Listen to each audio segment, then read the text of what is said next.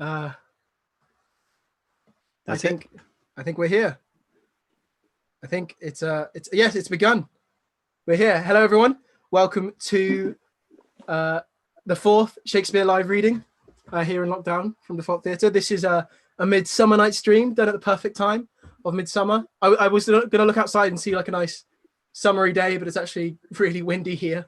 But yeah, lovely, and thank you for joining us. Why don't we all just introduce ourselves?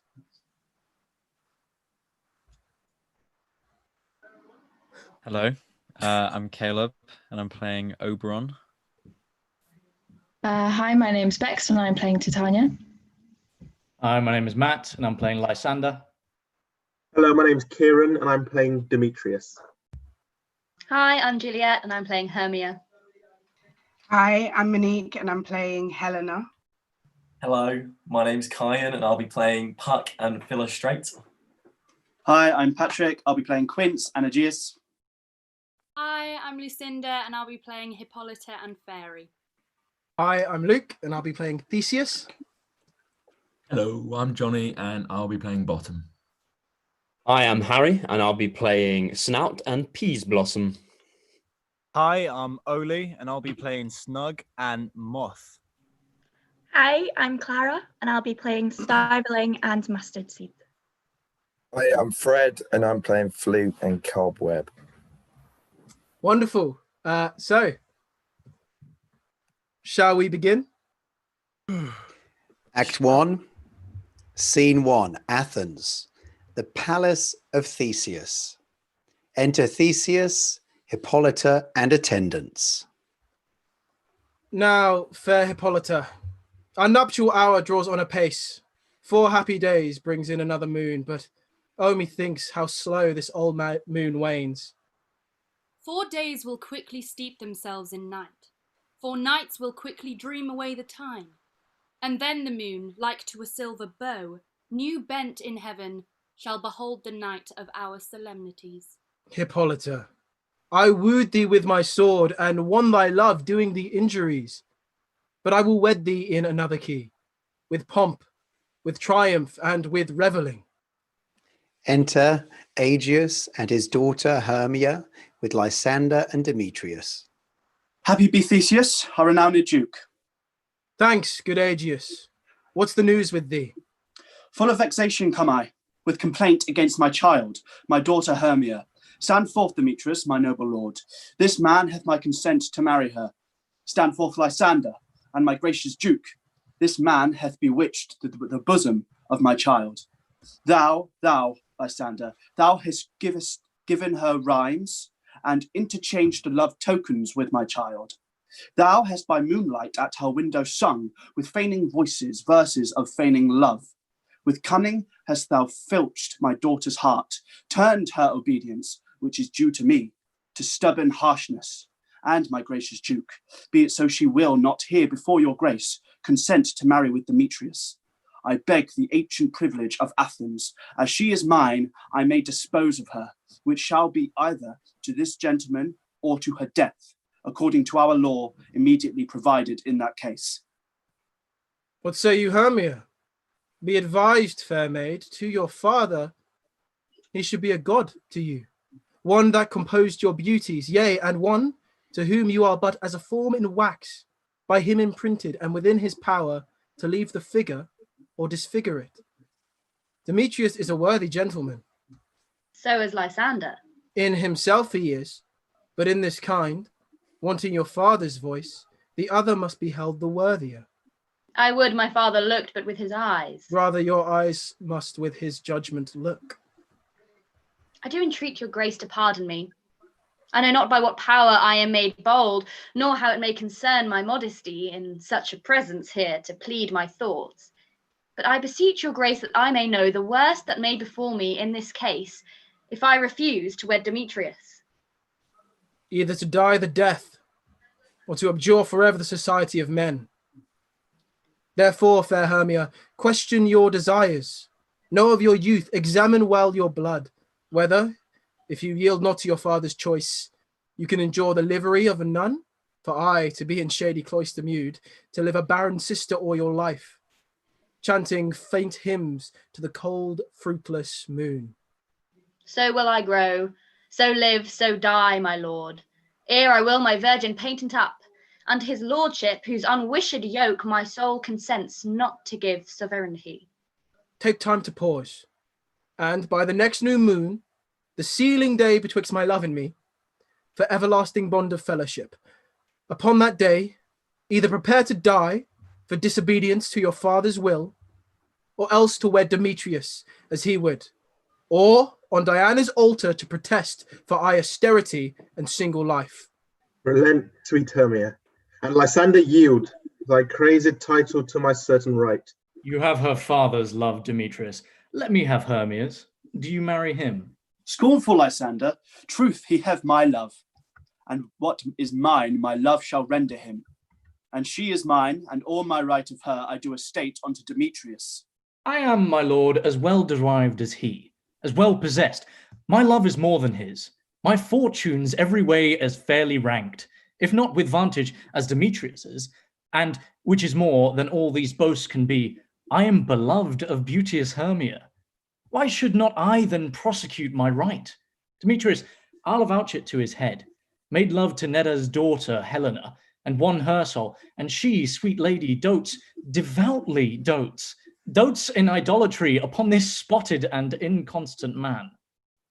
I must confess I have heard so much, and with Demetrius thought to have spoken thereof, but being over full of self-affairs, my mind did lose it. But Demetrius, come, and come, Egeus, you shall go with me. I have some private schooling for you both.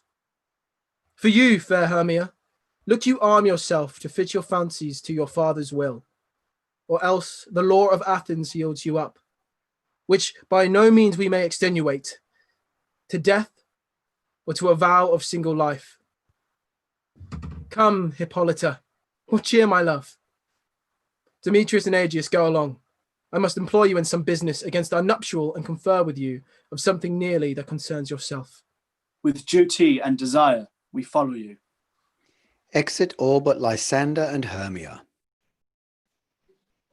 Oh no, my love, why is your cheek so pale? How chance the roses there do fade so fast? Belike for want of rain, which I could well between them with the tempest of my eyes. Ay for me, for aught that I could ever read, could ever hear by tale or history, the course of true love never did run smooth. If then true lovers have been ever crossed, it stands as an edict in destiny. Then let us teach our trial patience, because it is a customary cross, as due to love as thoughts and dreams and sighs, wishes and tears, poor fancy's followers. A good persuasion. Therefore hear me, Hermia. I have a widow aunt, a dowager of great revenue, and she hath no child. From Athens is her house remote 7 leagues, and she respects me as her only son. There, gentle Hermia, may I marry thee. And to that place the sharp Athenian law cannot pursue us. If thou lovest me, then steal forth thy father's house tomorrow night, and in the wood, a league without the town, where I did meet thee once with Helena, to do observance to a morn of May. There will I stay for thee.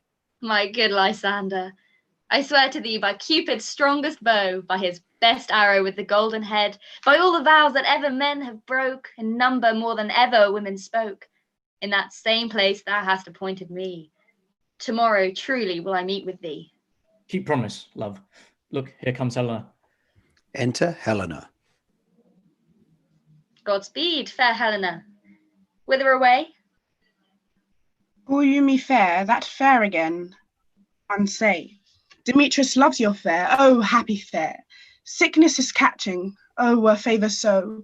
Yours would I catch, fair Helena, ere I go. My ear should catch your voice, my ear your eye. My tongue should catch your tongue's sweet melody, were the world mine, Demetrius being baited. The rest I'll give to you, translated. Or, oh, teach me how you look, and with what art you sway the motion of Demetrius's heart. I frown upon him, yet he loves me still. Oh, that your frowns would teach my smiles such skill. I give him curses, yet he gives me love. Oh, that my prayers could such affection move. The more I hate, the more he follows me. The more I love, the more he hateth me. His folly, Helena, is no fault of mine. None but your beauty, would that fault were mine. Take comfort, he no more shall see my face. Lysander and myself will fly this place. Before the time I did Lysander see, seemed Athens as a paradise to me. Oh, then what graces in my love do dwell, that he hath turned a heaven into hell. Helen, to you our minds we will unfold. Tomorrow night, when Phoebe doth behold her silver visage in the watery glass, decking with liquid pearl the bladed grass, a time that lovers' flight doth still conceal, through Athens' gates have we devised to steal. And in the wood, where often you and I upon faint primrose beds were wont to lie, emptying our bosoms of their counsels sweet, there my Lysander and myself shall meet, and thence from Athens turn away our eyes, to seek new friends and stranger companies. Farewell, sweet playfellow. Pray thou for us, and good luck grant thee thy Demetrius. Keep word, Lysander. We must starve our sight from lovers' food till morrow deep midnight. I will, my Hermia. Exit Hermia. Helena, adieu. As you on him, Demetrius dote on you. Exit Lysander. How happy some o'er other some can be. Through Athens I am thought as fair as she. But what of that? Demetrius thinks not so. He will not know what all but he doth know. And as he errs, doting on Hermia's eyes, so I, admiring of his qualities, things base and vile, folding no quantity, love can transpose to form and dignity. Love looks not with the eyes, but with the mind, and therefore is winged Cupid painted blind.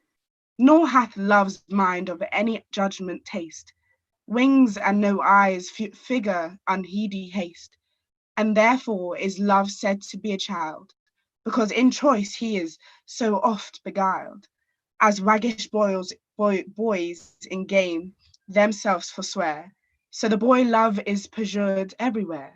For ere Demetrius looked on Hermia's eyne, he hailed down oaths that he was only mine, and when this hail some heat from Hermia felt, so he dissolved and showers of oaths did melt. I will go tell him of fair Hermia's flight, then to the wood will he tomorrow night pursue her, and for this intelligence, if I have thanks, it is a dear expense, but herein mean I to enrich my pain, to have his sight thither and back again. Act 1, Scene 2. Quince's house. Enter Peter Quince the carpenter, Snug the joiner, Bottom the weaver, Francis Flute the bellows mender, Tom Snout the tinker, and Starveling the tailor. Is our company here? You are best to call them generally, one by one, according to the script. Here is the scroll of everyone's name, which is thought to fit through all Athens to play in our interlude before the Duke and Duchess on his wedding day and night. First, good Peter Quince, say what the play treats on, then read the names of the actors and so grow to a point. Marry, our play is The Most Lamentable Comedy and the Cruel Death of Pyramus and Thisbe. A very good piece of work, I assure you. And a merry. Now, good Peter Quince, call forth your actors by the scroll. Masters, spread yourselves. Answer as I call you. Nick Bottom, the Weaver. Ready? Name what part I am for and proceed. You, Nick Bottom, are set down for Pyramus.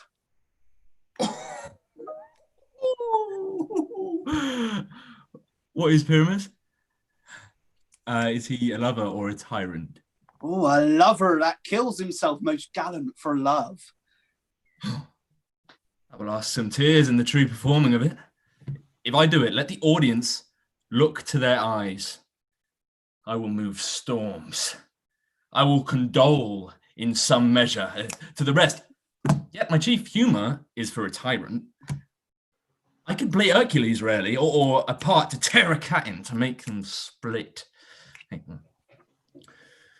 The raging rocks and shivering shocks shall break the locks of prison gates, and Phoebus's car shall shine from far and make and mar the foolish fates this was lofty, but now name the rest of the players. This is Hercules' vein, the tyrant's vein. Her lover is more condoling. Right.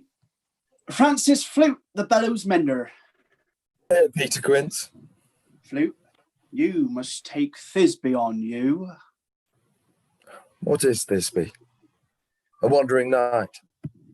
It is the lady that Pyramus must love. Nay, Faith, let me not play a woman. I have a beard coming. That's all one. You shall play in a mask. You may speak as small as you will.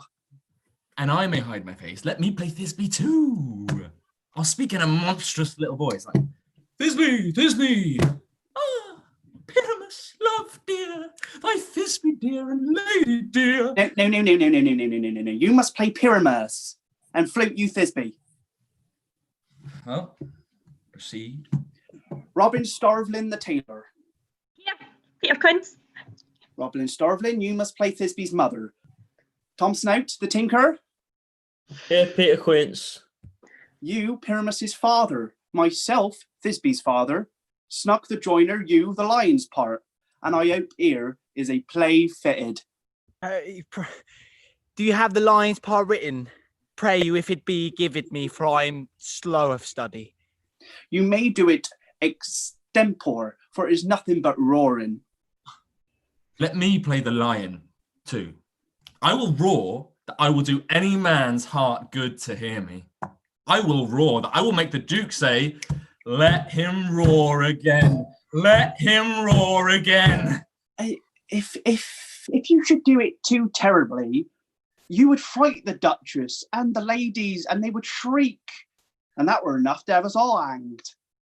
That would hang us, every mother's son. Grant you, friends, if that you should fright the ladies out of their wits, they would have no more discretion but to hang us. But I will aggravate my voice so that I will roar as gently as any sucking dove. I will roar you until any nightingale.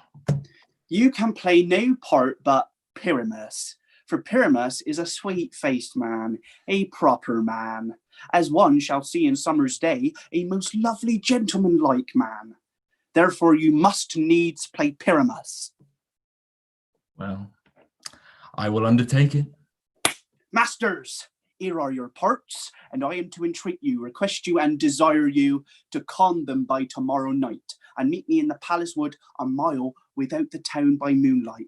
There will we rehearse, for if we meet in the city, we shall be dogged with company, and our devices known.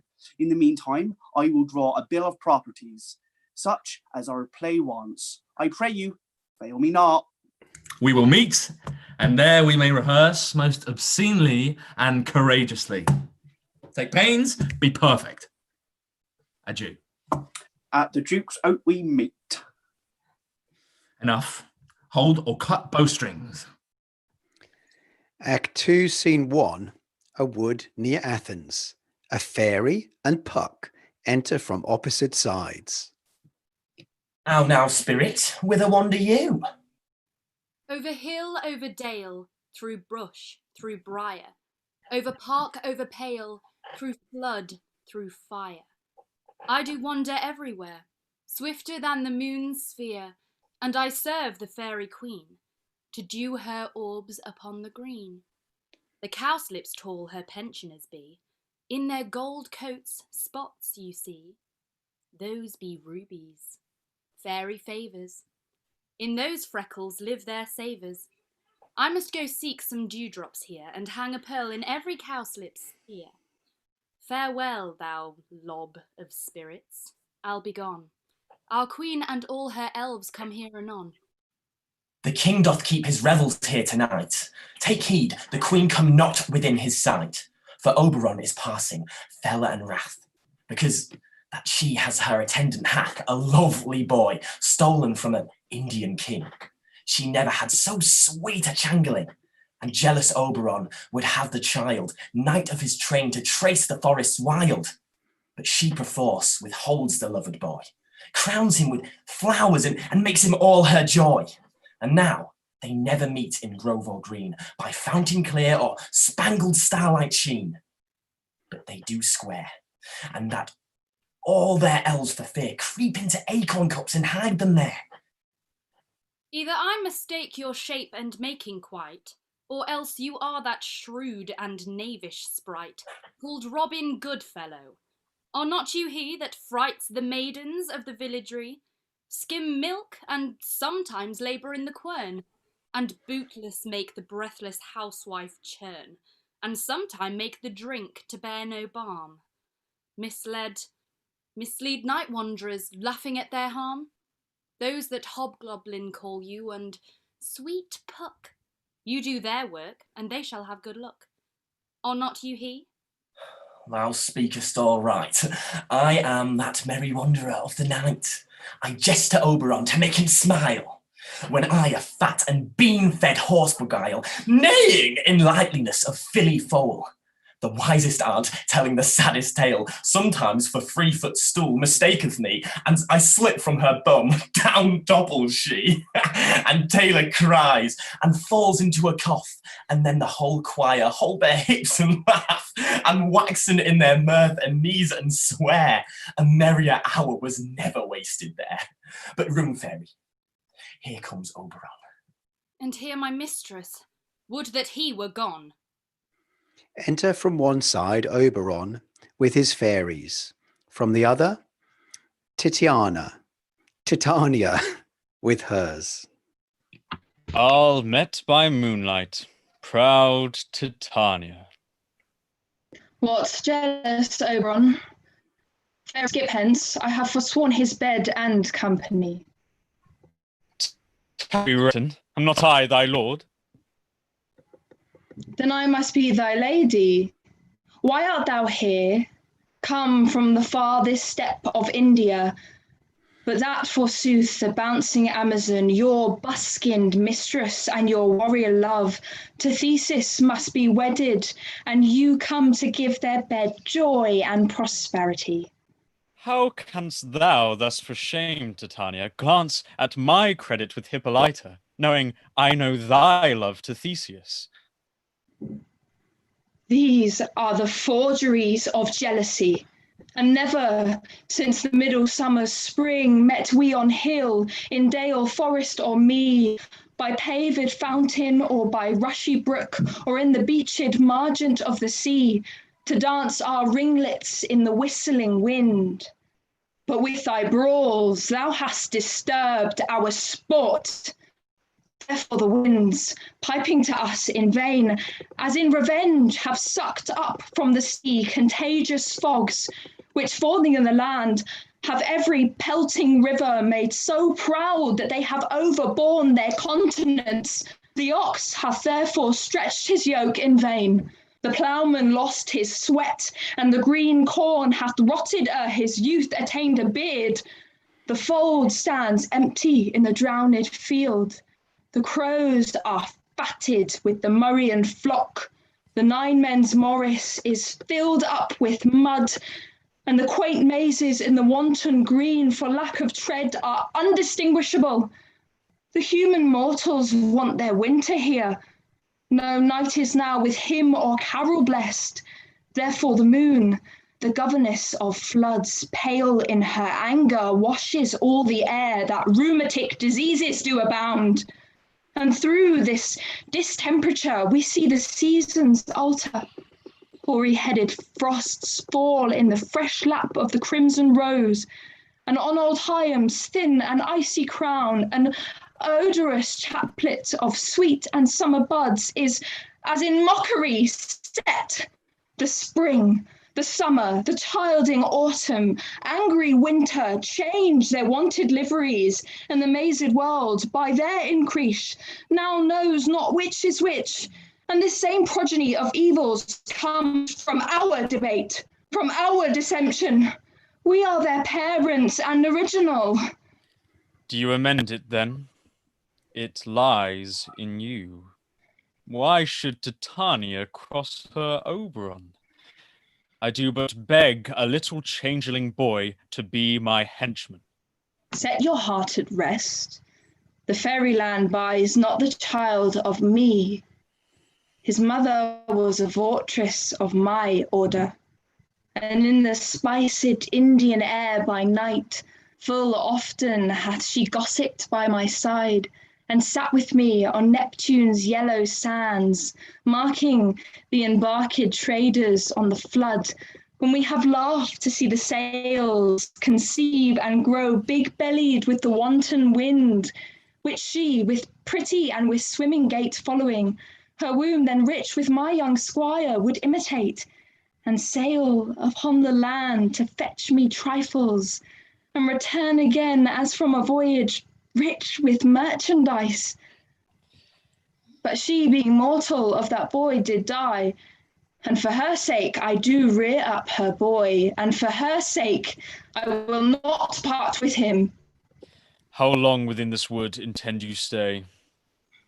Perchance till after Theseus' wedding day, if you will patiently dance in our round and see our moonlight revels, go with us. If not, shun me, and I will spare your haunts. Give me that boy, and I will go with thee. Not for thy fairy kingdom. Fairies away, we shall chide downright if I stay any longer. Well, go thy way. Thou shalt not from this grove till I torment thee for this injury. Exit Titania and her fairies. My gentle Puck, come hither. Thou rememberest that very time I saw, but thou couldst not, flying between the cold moon and the earth, Cupid all armed. A certain aim he took at a fair vestal throned by the west, and loosed his love shaft smartly from his bow, as it should pierce 100,000 hearts. Yet marked I where the bolt of Cupid fell. It fell upon a little western flower, before milk white, now purple with love's wound, and maidens call it love in idleness. Fetch me that flower, the herb I showed thee once. The juice of it on sleeping eyelids laid will make or man or woman madly dote upon the next live creature that it sees. Fetch me this herb, and be thou here again ere the Leviathan can swim a league. I'll put a girdle round about the earth in 40 minutes. Puck flies off. Having once this juice, I'll watch Titania when she is asleep, and drop the liquor of it in her eyes. The next thing that he waking looks upon, be it on lion, bear, or wolf, or bull, on meddling monkey, or on busy ape, she shall pursue it with the soul of love. And ere I take this charm from off her sight, as I can take it with another herb, I'll make her render up her page to me. But who comes here? I am invisible, and I will overhear their conference. Enter Demetrius with Helena following him. I love thee not, therefore pursue me not. Where is Lysander and fair Hermia? The one I'll slay, the other slayeth me. Thou'st told me they were unto this stolen wood, and here I am, and the wood within this wood, because I cannot meet my Hermia. Hence get thee gone, and follow me no more. You draw me, you hard-hearted adamant, but yet you draw not iron from my heart is true as steel. Leave your power to draw, and I shall have no power to follow you. Do I entice you? Do I speak you fair? Or rather, why not in plainest truth tell you I do not, nor cannot, love you? And even for that do I love you the more. I am your spaniel, and Demetrius, the more you beat me, I will fawn on you. Use me but as your spaniel, spurn me, strike me, neglect me, lose me, only give me leave, unworthy as I am to follow you. What worse a place can I beg in your love, and yet a place of high respect with me, than to be used as your dog? Tempt not too much the hatred of my spirit, for I am sick when I do look on thee. And I am sick when I look not on you. You do impeach your modesty too much, to leave the city and commit yourself into the hands of one that loves you not. I'll run from thee, and hide me in the brakes, and leave thee to the mercy of the wild beasts.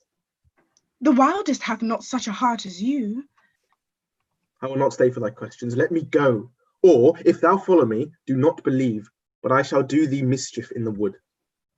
Aye, in the temple, in the town, the field, you do me mischief. Fie, Demetrius. Demetrius runs off. I'll follow thee, and make a heaven of hell, to die upon the hand I love so well. Helena runs off after him. Fare thee well, nymph. Ere he do leave this grove, thou shalt fly him, and he shall seek thy love. Re-enter Puck. Hast thou the flower there? Welcome, wanderer. Aye, there it is. I pray thee, give it me. I know a bank where the wild thyme blows. There sleeps Titania some time of the night, lulled in these flowers with dances and delight. And with the juice of this I'll streak her eyes, and make her full of hateful fantasies. Take thou some of it, and seek through this grove. A sweet Athenian lady is in love with a disdainful youth. Anoint his eyes, but do it when the next thing he espies may be the lady. Thou shalt know the man by the Athenian garments he hath on. Affect it with some care, that he may prove more fond on her than she upon her love. And look thou meet me ere the first cock crow. Fear not, my lord. Your servant shall do so. Act 2, Scene 2, another part of the woods. Enter Titania with her fairies, Fairy, Peaseblossom, Moth, Mustard Seed, and Cobweb. Come now, a roundel and a fairy song. Sing me now asleep, and then to your offices and let me rest.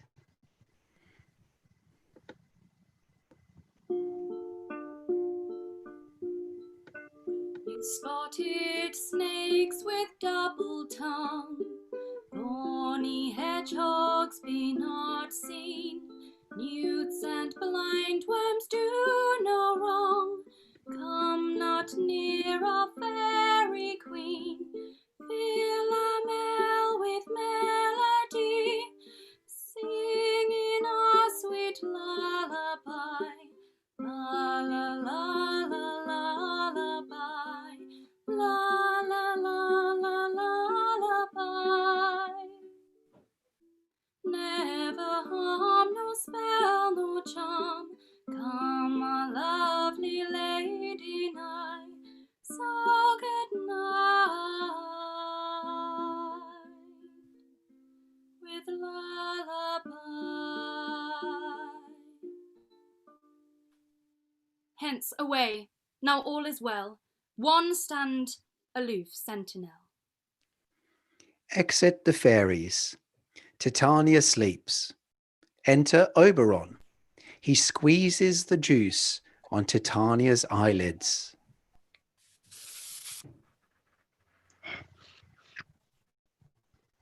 What thou seest when thou dost wake, do it for thy true love take, love and languish for his sake. Be it ounce or cat or bear, pard or boar with bristled hair, in thy eye that shall appear when thou wakest, it is thy dear. Wake when some vile thing is near. Oberon exits as Titania drifts off, carried on her bed of flowers. Enter Lysander and Hermia. Fair love, you faint with wandering in the wood, and to speak troth, I have forgot our way. All rest us, Hermia, if you think it good, and tarry for the comfort of the day. Be it so, Lysander. Find you out of bed, for I upon this bank will rest my head. One turf shall serve as pillow for us both. One heart, one bed, two bosoms, and one troth. Nay, good Lysander, for my sake, my dear, lie further off, yet do not lie so near. Oh, take the sense, sweet, of my innocence. Love, take the meaning in love's conference. I mean that my heart unto yours is knit, so that but one heart we can make of it. Two bosoms interchained with an oath, and then two bosoms and a single troth. Then by your side no bedroom me deny, for lying so, Hermia, I do not lie. Lysander riddles very prettily.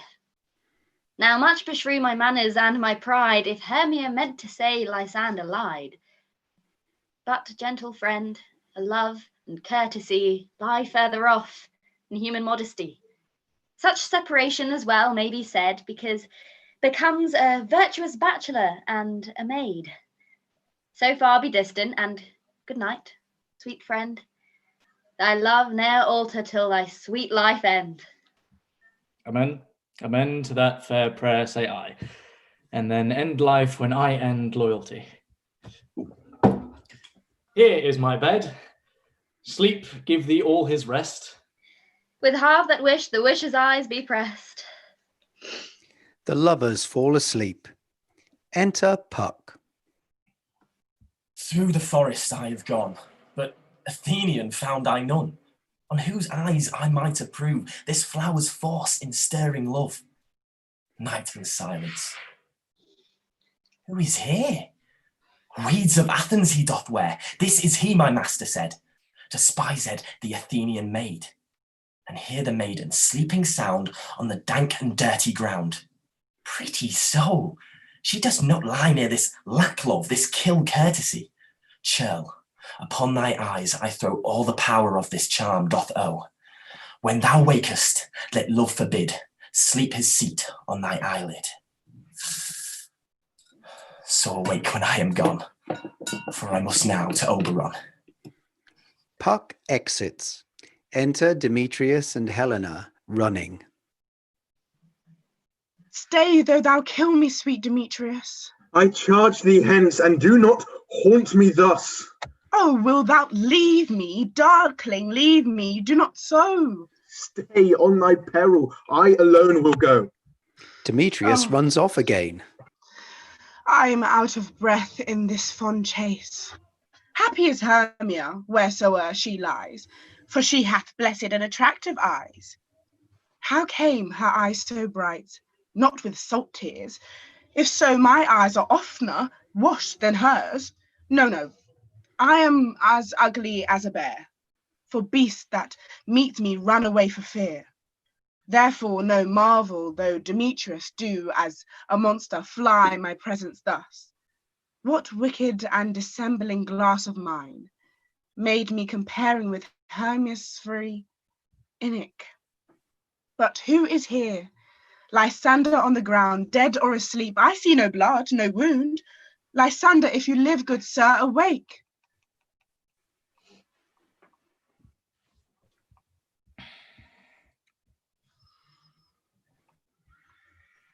And run through fire I will for thy sweet sake. Transparent Helena, nature shows art, that through thy bosom makes me see thy heart. Where is Demetrius?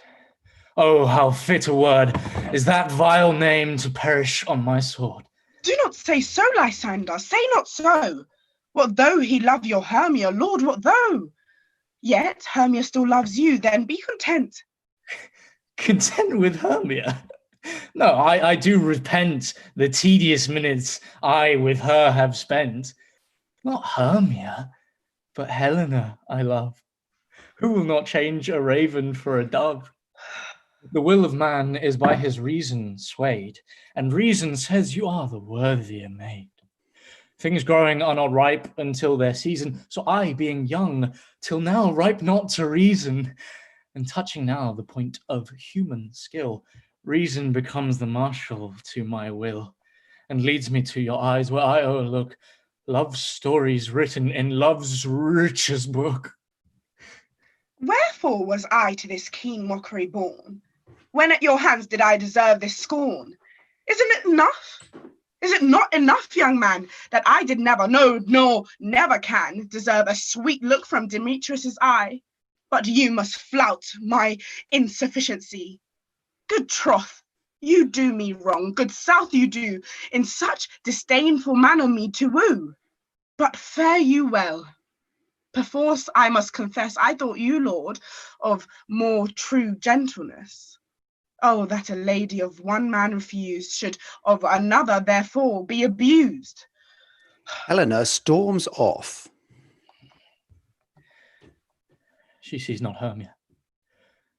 Hermia, sleep thou there, and never mayst thou come Lysander near.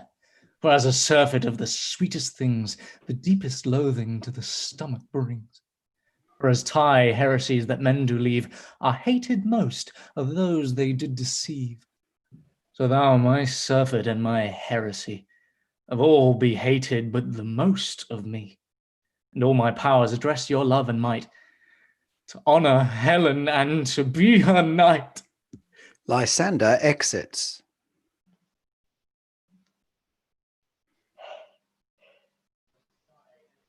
Help me. Lysander, help me. Do thy best to pluck this crawling serpent from my breast. Ay me, for pity, what a dream was here. Lysander, look how I do quake with fear. Methought a serpent ate my heart away, and you sat smiling at his cruel prey.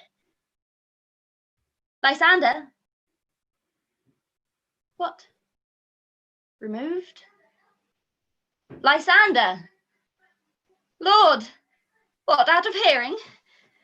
Gone? No sound, no word. Alack, where are you?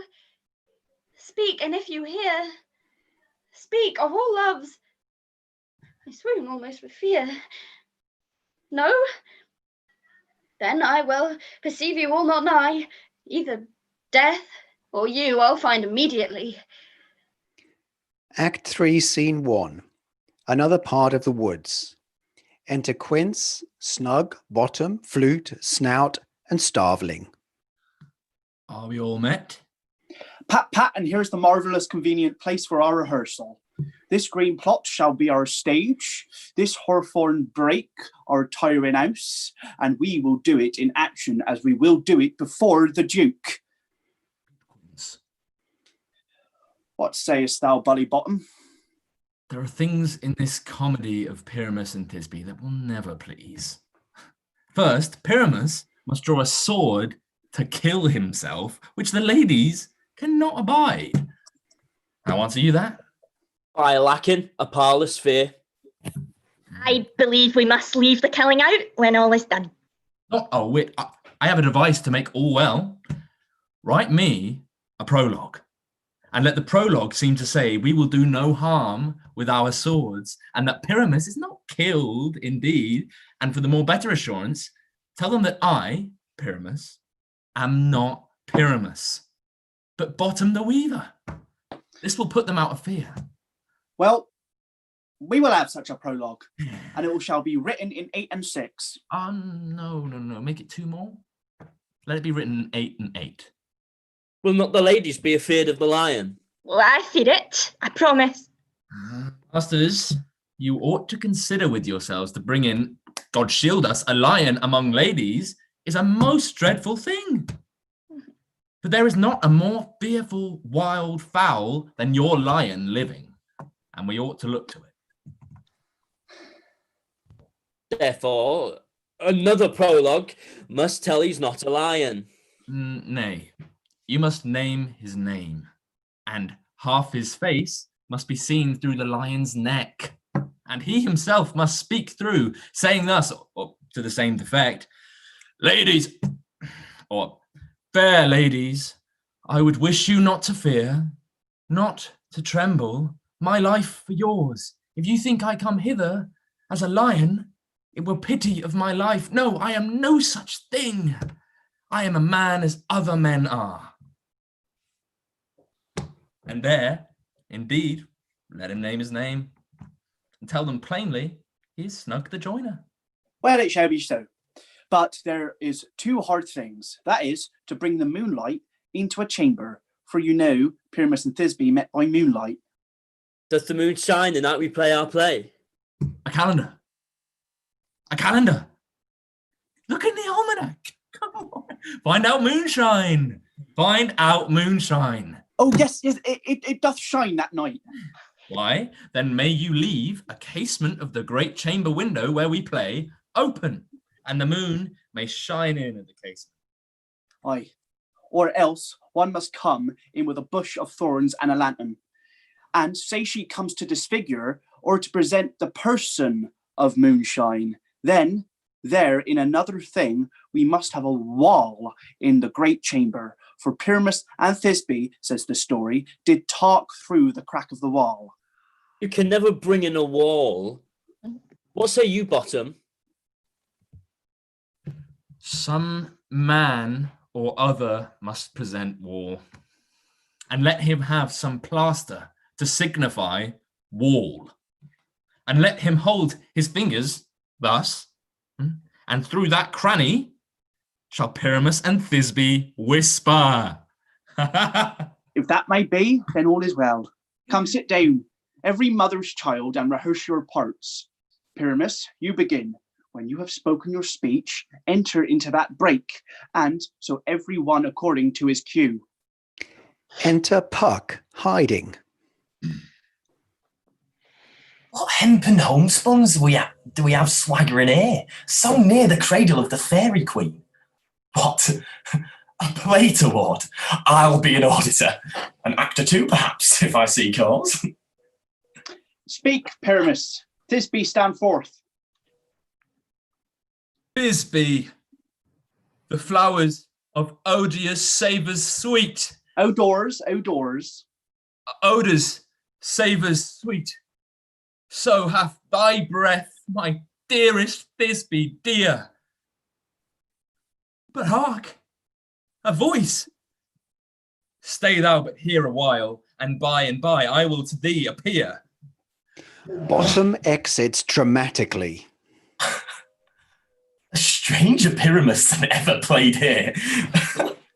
Puck follows after Bottom. Must I speak now? Aye, marry must you, for you must understand he goes, but to see a noise that he heard, and is to come again. Most radiant Pyramus, most lily-white of hue, of colour like red rose on triumphant brae, most brisky juvenile egg, most lovely dew, and true as oars that yet would never tire. I must thee, Pyramus, at Ninny's tomb. Ninny's tomb, man. Why must you not speak that yet? That you answer to Pyramus. You speak all your part at once, cues and all. Pyramus enter, your cue is past. It is never tire. Oh, as true as horse that would never tire. Re-enter Puck and Bottom with a donkey's head. If I were fair Thisbe, I were only thine. Oh, monstrous! Oh, strange, we are haunted! Pray, masters, fly, masters, help! Quince, Snug, Flute, Snout, and the Starveling run off. I'll follow you. I'll lead you about around, through bog, through bush, through brake, through briar. Sometimes a horse I'll be, sometimes a hound, a hog, a headless bear, sometimes a fire. And neigh, and bark, and grunt, and roar, and burn, like horse, hound, hog, bear, fire at every turn. Puck flies off after them. Why did they run away? This is a knavery of them to make me afeard. Re-enter Snout. Oh, Bottom, thou art changed. What do I see on thee? What do you see? You see an ass head on your own, do you? Oh, yeah. Snout runs off. Re-enter Quince. Bless thee, Bottom. Bless thee. Thou art translated. Quince runs off. I see their knavery. This is to make an ass of me, to fright me, if they could. But I will not stir from this place. Do what they can. I will walk up and down here, and I will sing, that they shall hear I am not afraid. He has a cock so black of hue, with orange tawny bill. The fossil with his note so true. The wren with little squib, he can't flip. The wren with little quib. Titania awakens from where she was hidden in the greenery. My arms, the wren with little quib.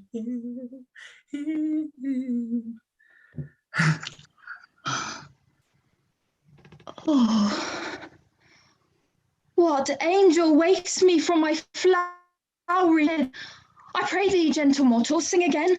Mine ear is much enamoured of thy note, so is mine eye enthralled to thy shape.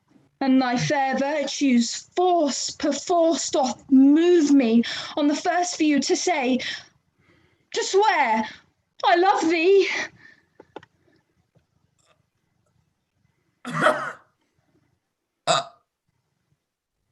Methinks, mistress, you should have little reason for that. And yet, to say the truth, reason and love keep little company together nowadays. The more the pity that some honest neighbour will not make friends. Nay, I can gleek upon occasion.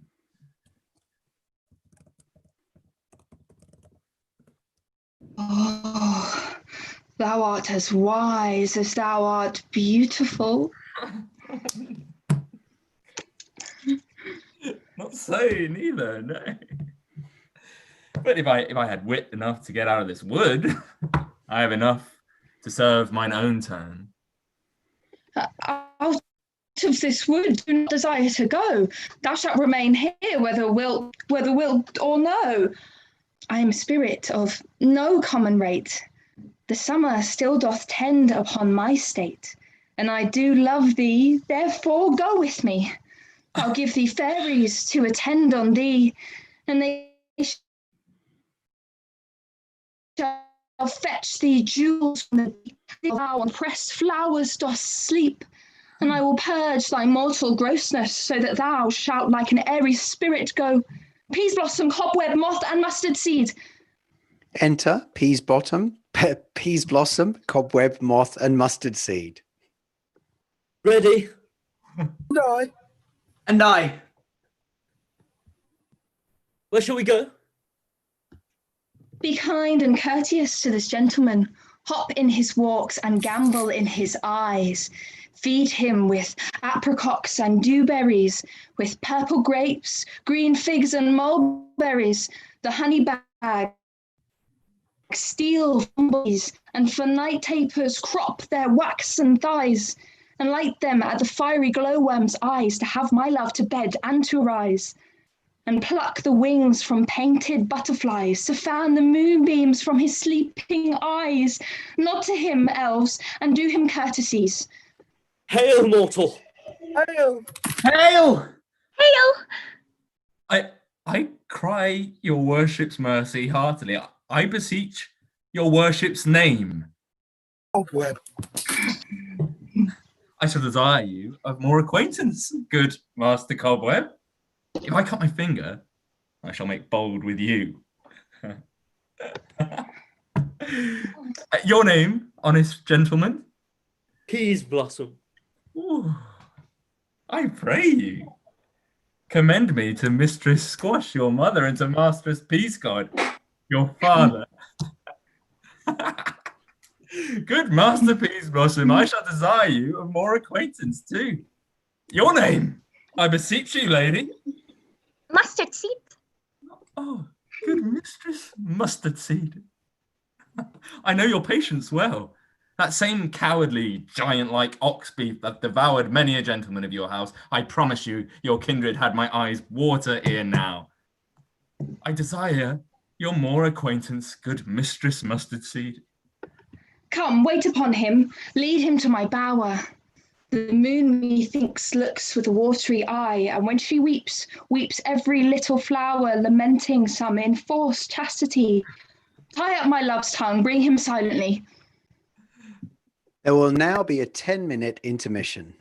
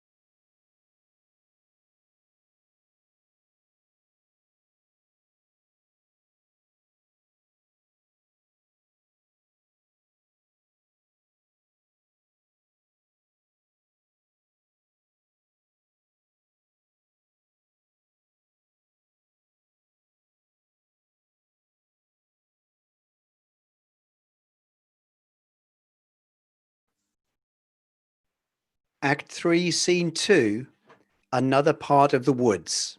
Enter Oberon. I wonder if Titania be awaked. Then what it was that next came in her eye, which she must dote on in extremity. Enter Puck. Here comes my messenger. How now, mad spirit?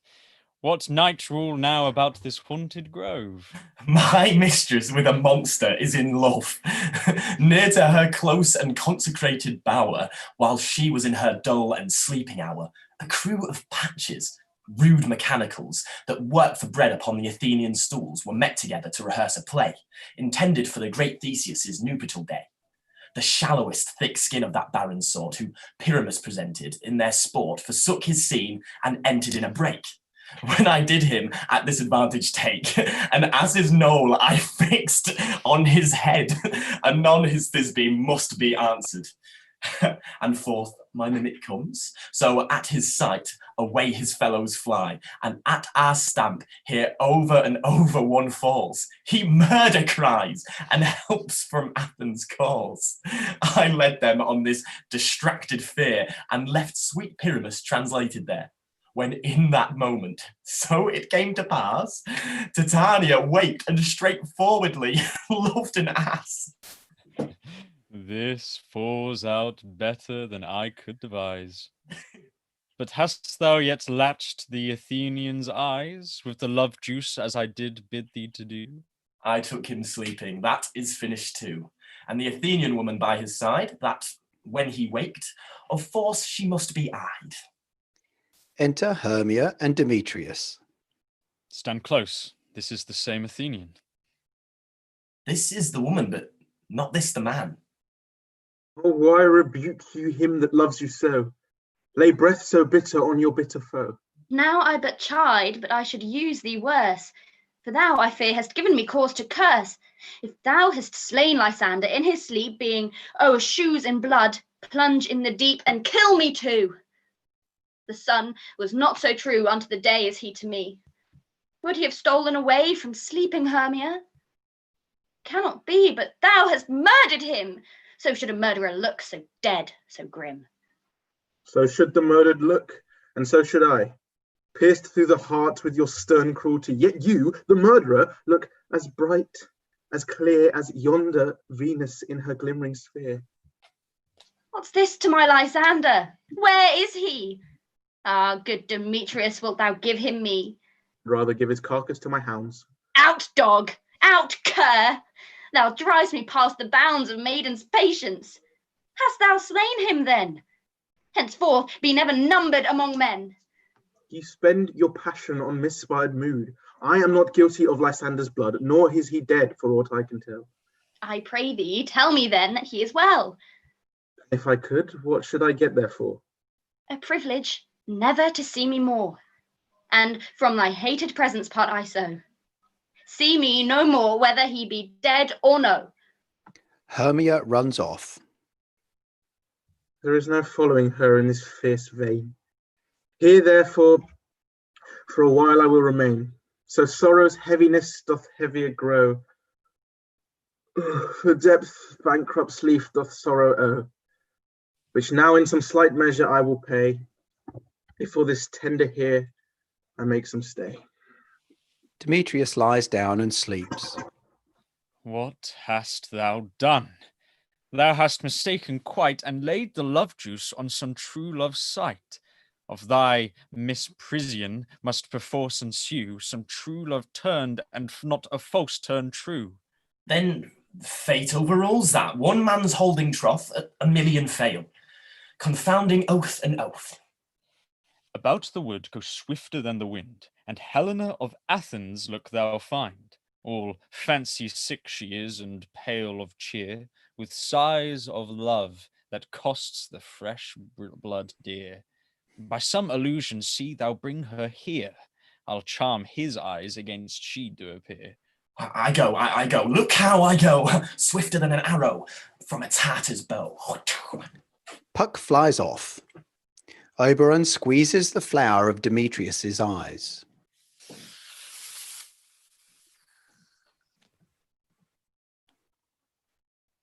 Flower of this purple dye, hit with Cupid's archery, sink in apple of his eye. When his love he doth espy, let her shine as gloriously as Venus of the sky. When thou wakest, if she be by, beg of her for remedy. Re-enter Puck. Of our fairy band, Helena is here at hand, and the youth mistook by me, pleading for a lover's fee. Shall we their fond pageant see? Lord, what fools these mortals be! Stand aside. The noise they make will cause Demetrius to awake. Then will two at once woo one, that must needs to sport alone. And those things do best please me that befall preposterously. Enter Lysander chasing Helena. Why should you think that I should woo and scorn? Scorn and derision never come in tears. Look, when I vow, I weep. And vows so born in their nativity, all truth appears. How can these things in me seem scorn to you, bearing the badge of faith to prove them true? You do advance your cunning more and more. When truth kills truth, oh, devilish holy fray. These vows are Hermia's. Will you give her o'er? Weigh oath with oath, and you will nothing weigh. Your vows to her and me put into scales will even weigh, and both as light as tails. Oh, I had no judgment when to her I swore. Nor none in my mind now you give her o'er. Demetrius loves her, and he loves not you.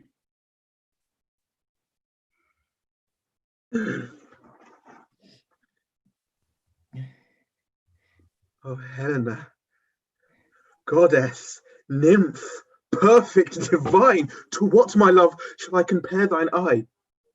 Crystal is muddy. Oh, how ripe in show thy lips, those kissing cherries tempting grow. That pure, congealed, white, high Taurus snow, fanned with the eastern wind, turns to a crow, when thou hold up thy hand. Oh, let me kiss this princess with pure right, seal of bliss. Oh, spite. Oh, hell. I see you all are bent to set against me for your merriment. If you were recivil and knew courtesy, you would not do me thus much injury. Can you not hate me as I know you do? But you must join in souls to mock me too. If you were men, as men you are in show, you would not use a gentle lady so. To vow and swear and to praise my parts, when I am sure you hate me with your hearts. You both are rivals and love Hermia, and now both rivals to mock Helena. A trim exploit, a manly enterprise to conjure up tears in a poor maid's eyes. With your derision, none of noble sort would so offend a virgin and extort a poor soul. Patience all to make you sport. You are unkind, Demetrius, be not so. For you love Hermia. This you know I know. And here, with all goodwill, with all my heart, in Hermia's love, I yield you up my part, and yours of Helena to me bequeath, whom I do love and will do till my death. Never did mockers waste more idle breath. Thunder, keep thy Hermia, I will none. If I e'er loved her, all that love is gone. My heart to her but guest-wise sojourned, and now to Helen is home returned, there to remain. Helen, it is not so. Disparage not the faith thou dost not know, lest to thy peril thou abbey it dear. Look, where thy love comes, yonder is thy dear. Re-enter Hermia. Dark night that from the eye his function takes, the ear more quick of apprehension makes. Wherein it doth impair the seeing sense, it pays the hearing double recompense. Thou art not by mine eye. Lysander, found! Mine ear, I thank it, brought me to thy sound. But why unkindly didst thou leave me so? Why should he stay whom love doth press to go? What love could press Lysander from my side? Well, Lysander's love, I would not let him bide. Fair Helena, who more engilds the night than all you fiery O's and eyes of light. Why seekest thou me? Could not this make thee know The hate I bear thee made me leave thee so. You speak not as you think. It cannot be. Lo, she is one of this confederacy. Now I perceive they have conjoined all three to fashion this false sport in spite of me. Injurious Hermia, most ungrateful maid, have you conspired? Have you with these contrived to bait me with this foul derision? Is all the counsel that we two have shared the sisters' vows, the hours that we have spent when we have the child, the hasty-footed time for parting us? Oh, is it all forgot? All school days friendships, childhood innocence, it is not friendly, 'tis not maidenly. I am amazed at your passionate words. I scorn you not. It seems that you scorn me. Have you not set Lysander, as in scorn, to follow me and praise my eyes and face, and made your other love, Demetrius, who even but now did spurn me with his foot, to call me goddess, nymph, divine and rare, precious celestial? Wherefore speaks he this to her he hates? And wherefore doth Lysander deny your love so rich within his soul, and tender me, forsooth, affection, but by your setting on, by your consent? What thought I be not so in grace as you, so hung upon with love, so fortunate, but miserable most, to love unloved? This should pity rather than despise. I understand not what you mean by this. Aye, do preserve. Counterfeit sad looks, if you have any pity, grace, or manners. You would not make me such an argument. But fare you well, 'tis partly my own fault, which death or absence soon shall remedy. Stay, gentle Helena, hear my excuse.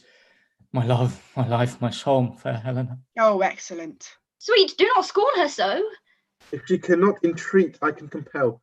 Oh, thou canst compel no more than she entreat. Thy threats have no more strength than her weak prayers. Helen, I love thee, by my life I do. I swear by that which I will lose for thee, to prove him false that says I love thee not. I say I love thee more than he can do. If thou say so, withdraw, and prove it so. Quick, come. Lysander, where do tends all this? Hang off, thou cat, thou burr. Vile thing, let loose, or I will shake thee from me like a serpent. Why are you grown so rude? What change is this, sweet love? Do you not jest? Yes, sooth, and so do you. Demetrius, I will keep my word with thee. Would I had your bond, for I perceive a weak bond holds you. I'll not trust your word. What, should I hurt her, strike her, kill her dead? Although I hate her, I'll not harm her so. What? Can you do me no greater harm than hate? Hate me? Wherefore? Oh, me. What news, my love? Am I not Hermia? Are you not Lysander? I am as fair now as I was erewhile. Since night you loved me, yet since night you left me. Why, then you left me? Oh, the gods forbid! In earnest, shall I say? Aye, by my life. And never did desire to see thee more. Therefore, be out of hope, of question, of doubt. Be certain, nothing truer. 'Tis no jest, that I do hate thee and love Helena. Oh, me, you juggler, you canker-blossom, you thief of love! What have you come by night and stolen my lover's heart from him? Fine in faith! Have you no modesty, no maiden shame? No touch of bashfulness? What will you tear impatient answers from my gentle tongue? Fie, fie, you counterfeit, you puppet, you... Puppet? Why so? Hey, that way goes the game. Now I perceive that she hath made compare between our statures. She hath urged her height, and with her personage, her tall personage, her height, forsooth, she hath prevailed with him. And are you grown so high in his esteem because I am so dwarfish and low? How low am I, thou painted maypole? Speak! How low am I? I am not yet so low but that my nails can reach into thine eyes. I pray you, though you mock me, gentlemen, let her not hurt me. I was never cursed. I have no gift at all in shrewdness. I'm a right maid for my cowardice. Let her not strike me. You perhaps may think, because she is something lower than myself, that I can match her. Lower. Hark again. Good Hermia, do not be so bitter with me. I am evermore did love you, Hermia, did ever keep your counsels, never wronged you, save that in love unto Demetrius. I told him of your stealth unto this wood. He followed you, for love I followed him, but he hath chid me hence and threatened me to strike me, spurn me, nay, to kill me too. And now, so you will let me quiet go to Athens, will I hear my folly back and follow you no further? Let me go. You see how simple and fond I am. Why, get you gone. Who is that hinders you?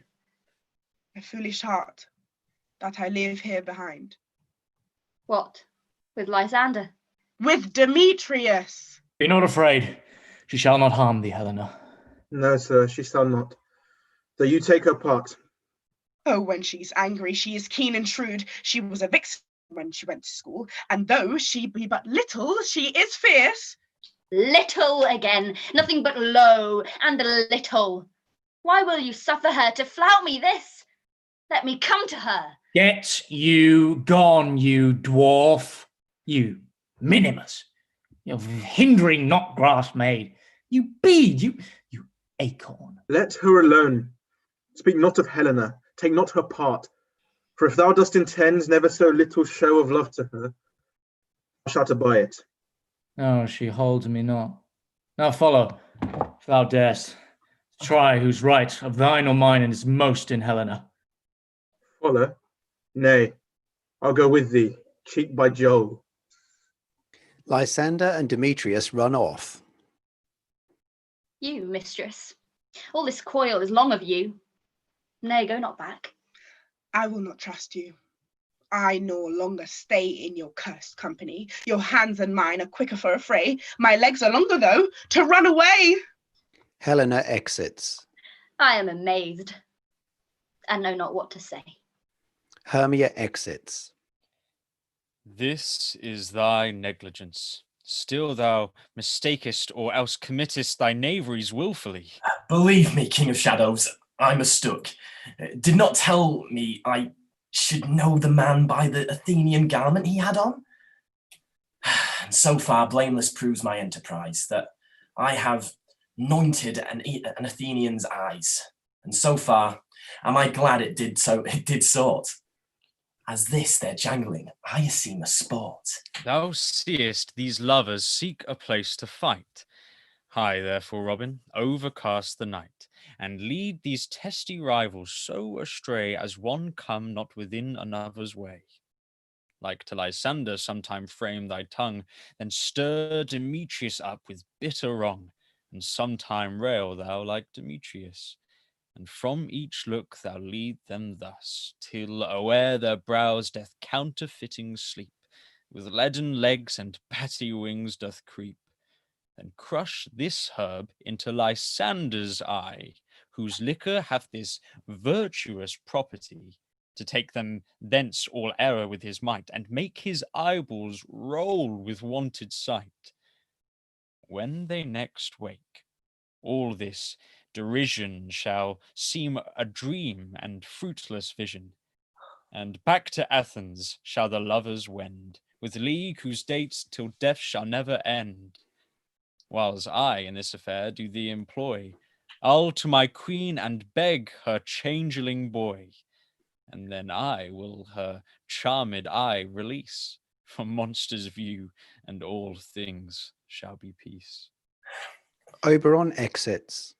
Up and down, I will lead them up and down. I am feared in field and town. Goblin, lead them up and down. Here comes one.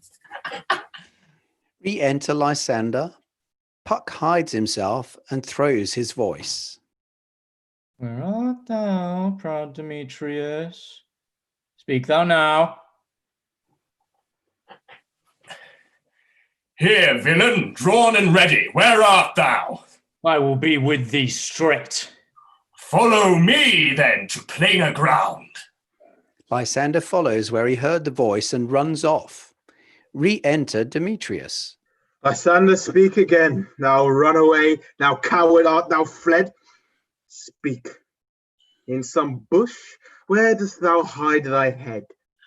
Thou coward, art thou bragging to the stars, telling the bushes that thou lookest for wars, and wilt not come? Come, recreant, come, thou child. I'll whip thee with a rod. He is defiled that draws a sword on thee. Yea, art thou there? Follow my voice. We'll try no manhood here. Puck flies off and Demetrius follows the voice. Re-enter Lysander. He goes before me and still dares me on. When I come where he calls, then he's gone. The villain is much lighter field than I. I followed fast, but faster he did fly. That fallen am I in dark, uneven way. And here will rest me. Lysander lies down. Oh, come, thou gentle day. For if but once thou show me thy grey light, I'll find Demetrius and revenge this bite. Lysander falls asleep. Re-enter Puck and Demetrius, who does not notice the sleeping Lysander. Ho, ho, ho, coward. Why comest thou not? Abide me, if thou darest, for well I wot thou runn'st before me, shifting every place, and darest not stand nor look me in the face. Where art thou now? Come hither. I am here. Nay, thou mock'st me. Thou shalt buy this day, if I ever I thy face by daylight see. Now go thy way. Faintest constraineth me to measure out my length on this cold bed. By day's approach look to be visited. Demetrius lies down and sleeps also.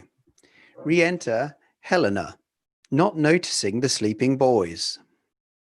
O weary night, O long and tedious night, abate thy hour, shine comforts from the east, that I may back to Athens by daylight. From these that my poor company detest, and sleep that sometimes shuts up sorrow's eye, steal me for a while from mine own company. Helena lies down and sleeps. But three, come one more.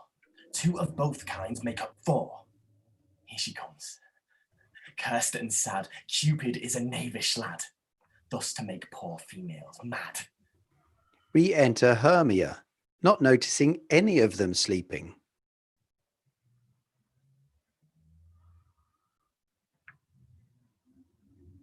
Never so weary, never so in woe, bedabbled with the dew and torn with briars. I can no further crawl, no further go. My legs can keep no pace with my desires. Here will I rest me till the break of day.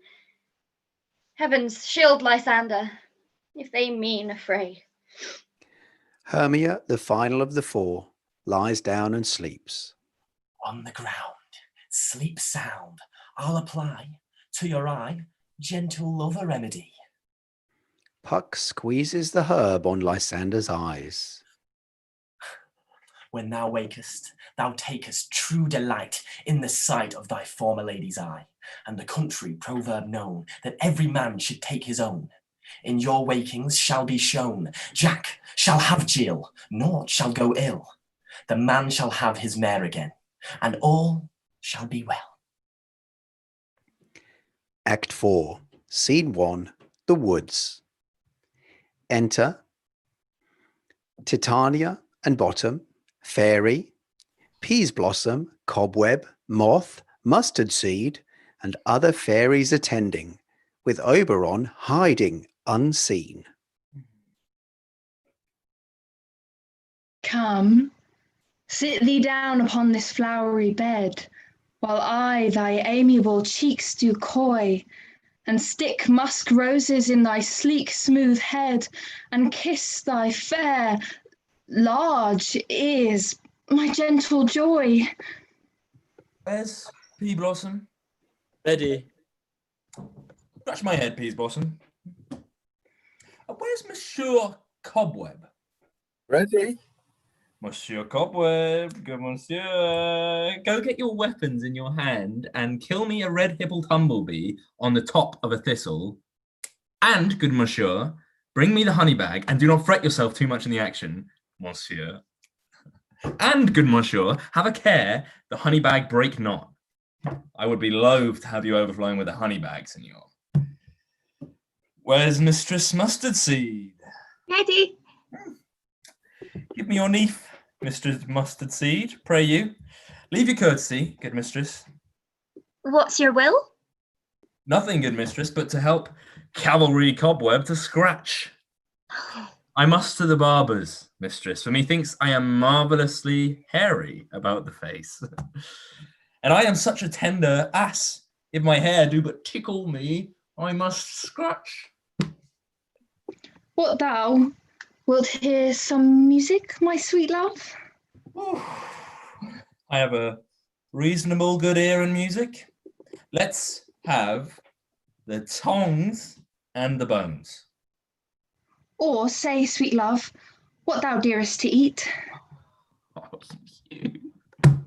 How dost thou truly a peak of provender? I could munch your good dry oats. Methinks I have a great desire to a bottle of hay. Good hay, sweet hay. Hath no fellow? I have a venturous fairy who shall seek the squirrel's hoard and fetch thee new nuts. I'd rather have a handful of 2 dried peas. But I pray you, let none of your people stir me. I have an exposition of sleep come upon me. Sleep thou, and I will wind thee in my arms. Fairies be gone, and be always away. All the fairies exit. So doth the wood bind the sweet honeysuckle, gently entwist the female ivy, so enrings the barky fingers of the elm. Oh, how I love thee, how I dote on thee! Titania and Bottom fall asleep. Enter Puck. Oberon reveals himself. Welcome, good Robin. Seest thou this sweet sight? Her dotage now I do begin to pity, for, meeting her of late behind the wood, seeking sweet favours from this hateful fool, I did upbraid her, and fall out with her, for she his hairy temples then had rounded with a coronet of fresh and fragrant flowers, and that same dew, which sometime on the buds was wont to smell like round and orient pearls, stood now within the pretty floweret's eyes, like tears that did their own disgrace bewail. When I had at my pleasure taunted her, and she in mild terms begged my patience, I then did ask of her changeling child, which straight she gave me, and her fairy sent to bear him to my bower in fairyland, and now I have the boy. I will undo this hateful imperfection of her eyes, and, gentle Puck, take this transformed sculp from off his head of this Athenian swain, that he, awaking when the other do, may all to Athens back again repair, and think no more of this night's accidents, but or as the fierce vexation of a dream. But first I will release the fairy queen. Be as thou wast wont to be, see as thou wast wont to see. Dian's bud o'er Cupid's flower hath such force and blessed power. Now, my Titania, wake you, my sweet queen. My Oberon, what visions have I seen? Methought I was enamoured of an ass. There lies your love. How came these things to pass? Oh, how my eyes do loathe his visage now. Oh. Silence a while. Robin, take off his head. Titania, music call and strike more dead than common sleep of all these 5 the sense. Music ho, music such as charmeth sleep. Now when thou wakest, with thine own fool's eyes peep. Puck takes Bottom off. Sound music. Come, my queen, take hands with me, and rock the ground whereon these sleepers be. Now thou and I are new in amity, and will tomorrow midnight solemnly dance in Duke Theseus's house triumphantly, and bless it to all fair prosperity. There shall the pairs of faithful lovers be wedded, with Theseus all in jollity. Re-enter Puck. Fairy King, attend and mark.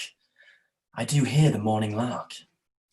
Then, my queen, in silence sad, troop we after the night shade. We the globe can compass soon, swifter than the wandering moon. Come, my lord, and in our flight, tell me how it came this night that I was sleeping here was found with these mortals on the ground. Oberon and Titania exit with Puck following after. Horns are heard.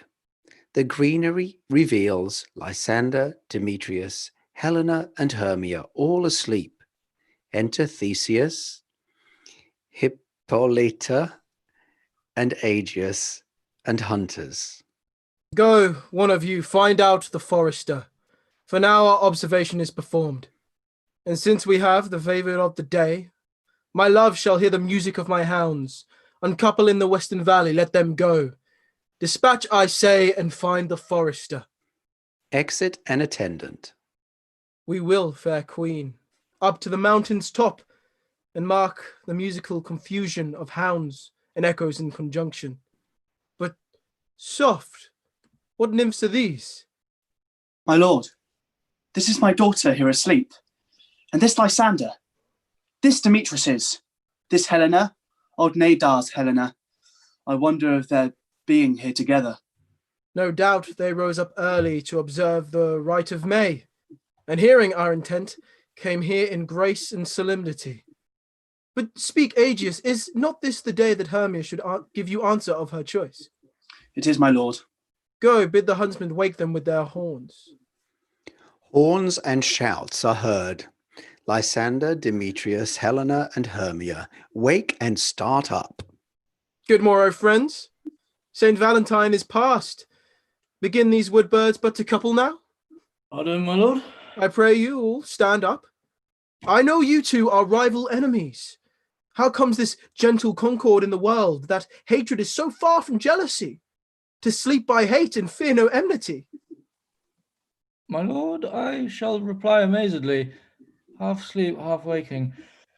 But as yet, I swear I cannot truly say how I came here.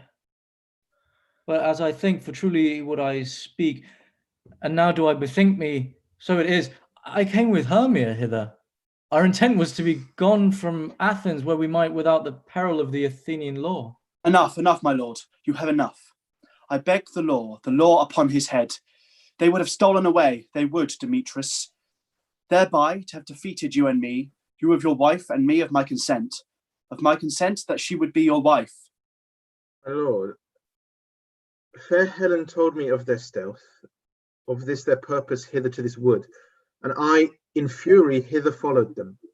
Fair Helena in fancy followed me. But, my good lord, I wot not by what power, but by some power it is, my love to Hermia melted as the snow. Seems to me now as the remembrance of an idle gaud which in my childhood I did dote upon, and all the faith, the virtue of my heart, the object and the pleasure of mine eye is only Helena. To her, my lord, was I betrothed here I saw Hermia. Like in sickness I loathed my food, as in health from my natural taste. Now I do wish it, love it, long for it, and will forevermore be true to it. Fair lovers, you are fortunately met. Of this discourse we will hear more anon. Egeus, I will overbear your will, for in the temple by and by with us, these couples shall eternally be knit.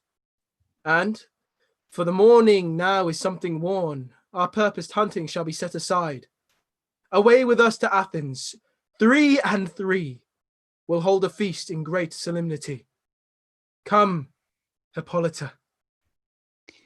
Theseus, Hippolyta, Egeus, and the hunters exit. These things seem small and undistinguishable. like far-off mountains turned into clouds. Methinks I see these things with parted eye, when everything seems double. So methinks, and I have found Demetrius like a jewel, mine own and not mine own. It seems to me that yet we sleep, we dream. Do you not think the Duke was here and bid us follow him? Yea, and my father. And Hippolyta. And he did bid us follow to the temple. Why then we are awake. Let's follow him. And by the way, let us recount our dreams. The lovers all exit. Bottom wanders back on, still half asleep, his human head restored. When my cue comes, call me and I'll answer. My next is most fair Pyramus. Hey ho, Peter Quince. Flute, the bellows mender. Snout the tinker. Starveling. God's my life, stolen hence and left me asleep.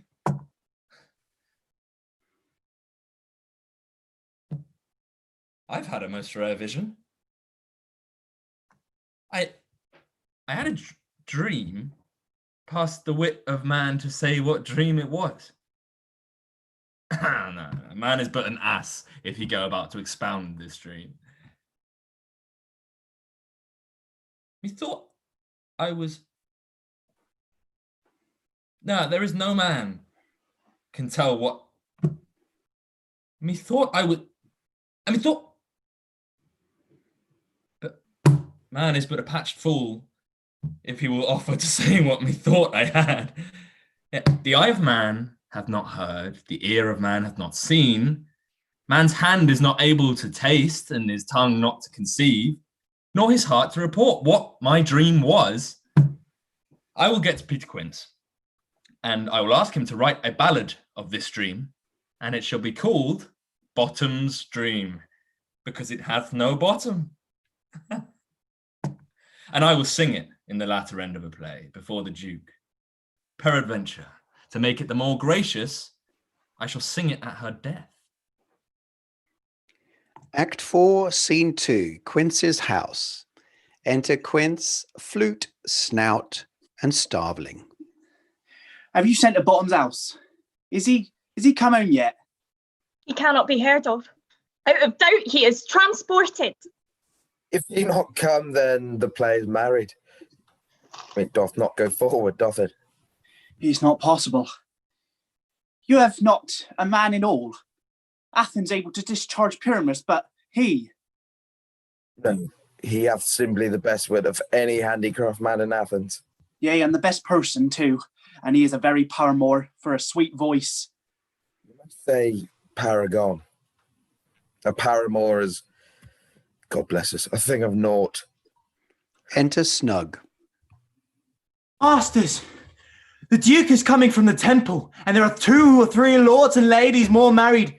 If our sport had gone forward, we had all have been made workers. Sweet bully Bottom. Thus hath he lost 6pence a day during his life. He could not have escaped 6pence a day. And the Duke had not given him 6pence a day for playing Pyramus, I'll be hanged. He would have deserved it. 6pence a day in Pyramus or nothing. Enter Bottom. Where are these lads? Where are these hearts? Bottom! Oh, most courageous day, oh, most happy hour. Masters, I am to discourse wonders, but ask me not what, for if I tell you, I am no true Athenian. I will tell you everything right as it fell out. Oh, let us hear a sweet Bottom. Not a word of me.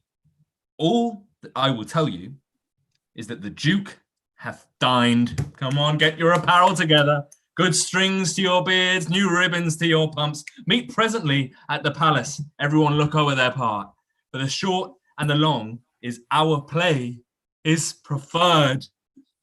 In any case, let Thisbe have clean linen, and let not him that plays the lion pare his nails, for they shall hang out from the lion's claws. And most, dear actors, eat no onions nor garlic, for we are to utter sweet breath and I do not doubt, but to hear them say it is a sweet comedy. No more words. Away! Go away! Act 5, Scene 1, the Palace of Theseus. Enter Theseus, Hippolyta, Philostrate, with lords and attendants. 'Tis strange, my Theseus, that these lovers speak of. More strange than true. I never may believe these antic fables, nor these fairy toys. Lovers and madmen have such seething brains, such shaping fantasies that apprehend more than cool reason ever comprehends. Such tricks hath strong imagination that, if it would but apprehend some joy, it comprehends some bringer of that joy, or in the night, imagining some fear, how easy is a bush supposed a bear. But all the story of the night told over, and all their minds transfigured so together, more witnesseth than fancy's images, and grows to something of great constancy. But howsoever strange and admirable. Ah, here come the lovers, full of joy and mirth. Enter Lysander, Demetrius, Hermia, and Helena. Joy, gentle friends, joy and fresh days of love accompany your hearts. More than to us, wait in your royal walks, your board, your bed. Come now, what masks, what dances shall we have, to wear away this long age of 3 hours between our after supper and bedtime? Where is our usual manager of mirth? What revels are in hand? Is there no play to ease the anguish of a torturing hour? Call Philostrate. Here, mighty Theseus. Say, what abridgment have you for this evening? What mask, what music? How shall we beguile the lazy time, if not with some delight? There is a brief how many sports are ripe. Make choice of which your highness will see first. Philostrate gives Theseus a paper. A tedious brief scene of young Pyramus and his love Thisbe. Very tragical mirth, merry and tragical, tedious and brief. That is hot ice and wondrous strange snow. How shall we find the concord of this discord? A play there is, my lord, some 10 words long, which is as brief as I have ever known a play, but by 10 words, my lord, it is too long, which makes it tedious, for in all the play there is not one word apt, not one player fitted, and tragical, my noble lord, it is for Pyramus therein doth kill himself, which, when I saw rehearse, I must confess, made mine eyes water, but more merry tears the passion of loud laughter never shed. What are they that do play it?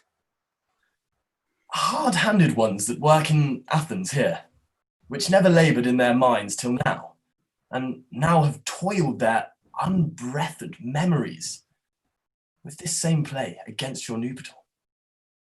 Ah, I will hear that play, for never can anything be amiss when simpleness and duty tender it. Go, bring them in, and take your place, ladies. Exit Philostrate. I love not to see wretchedness overcharged, and duty in his service perishing. Why, gentle sweet, you shall see no such thing. He says they can do nothing in this kind. What the kind are we, to give them thanks for nothing? Our sport shall be to take what they mistake, and what poor duty cannot, noble respect, takes it in might, not merit. Re-enter Philostrate. So please your grace, the prologue is addressed. Oh, let him approach. A flourish of slightly out-of-tune trumpets is heard. Enter Quince for the prologue. If we offend, it is with our goodwill, that you should think we come not to offend, but with goodwill to show our simple skill. That is the true beginning of our end. Consider then, we come but in despite. We do not come as minding to content you, but our true intent is, all for your delight, we are not here. That you should here repent you. The actors are at hand, and by their show you shall know all that you are likely to know. This fellow doth stand upon a point. Indeed, he hath rid his prologue like a rough colt. He knows not the stop. A good moral, my lord. It is enough to speak, but to speak true. Indeed, he hath played his prologue like a child on a recorder. A sound, but not in government. His speech was like a tangled chain. Nothing impaired, but all disordered. Oh, whoa. Who's next? Enter Bottom as Pyramus and Flute as Thisbe, followed by Snout dressed as a wall, Starveling dressed as Moonshine, and Snug as a lion. Gentles, perchance you wonder at this show, but wonder on till truth makes all things plain. This man is Pyramus. If you would know, this beauteous lady Thisbe is certain. This man with lime and rough cast doth present wall, that vile wall, which did these lovers sunder. And through wall's crack, poor souls they are content to whisper, and at the which let no man wonder. This woman with lantern, dog, and bush of thorn presenteth moonshine. For, if you will know, by moonshine did these lovers think no scorn to meet at Ninus' tomb, there to woo this grisly beast, which lion hight by name, the trusty Thisbe coming first by night, did scare away or rather did affright, and as she fled her mantle she did fall, which lion vile with bloody mouth did stain. Anon comes Pyramus, sweet youth and tall, and finds his trusty Thisbe's mantle slain, whereat with blade and bloody blameful blade he bravely broached his boiling bloody breast. And Thisbe, tarrying in mulberry shade, his dagger drew and died. For all the rest, let lion, moonshine, wall, and lovers twain at large discourse, where here they do remain. Quince, Flute, Snug, and Starveling awkwardly exit. I wonder if the lion be to speak. No wonder, my lord. One lion may when many asses do. In this same interlude it doth befall that I, one Snout by name, present a wall, and such a wall as I would have you think that had it in a crannied hole or chink, to which the lovers, Pyramus and Thisbe, did whisper often very secretly. This loam, this rough cast and this stone doth show that I am the same wall. The truth is so. And this the cranny is, right and sinister, to which the fearful lovers are to whisper. Would you design lime and hair to speak better?